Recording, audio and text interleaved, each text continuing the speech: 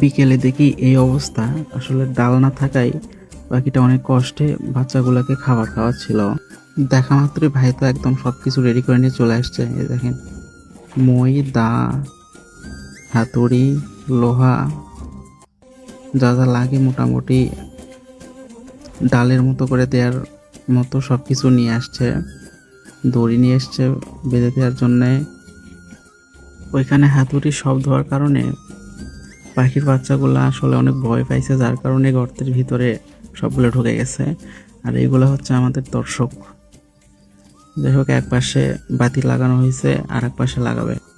মা পাখিগুলো তো অনেক চেঁচামেচি করতেছিল মাথার উপরে, ভাবছে হয়তো ওদের বাচ্চাগুলোকে আমরা নিয়ে যাব। এবার সামনের দিকে একটা কঞ্চি মতো বেঁধে দেওয়া হবে, যেটার উপরে বসে পাখি আসলে ভালোভাবে বাচ্চাগুলোকে খাবার খাওয়াতে পারবে। মোটামুটি পাখি দাঁড়ানোর মতো জায়গাটা করে দেওয়া হয়েছে। এখন পাখিটা জল খাওয়ানোর জন্য একটা বোতল কাটা হচ্ছে।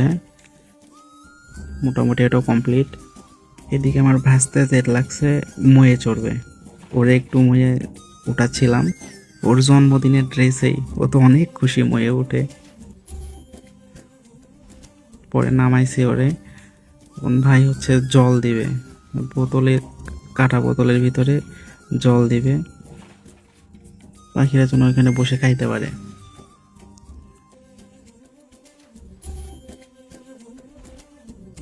জল একটু বেশি দিয়ে ফেলছে, পড়ে গেছে। মোটামুটি অনেকটাই কমপ্লিট হয়েছে। ভাই তো নেমে আসছে, এই যে পাখি উড়ে আসতেছে। নতুন জায়গায় ভয় পাচ্ছে বসতে।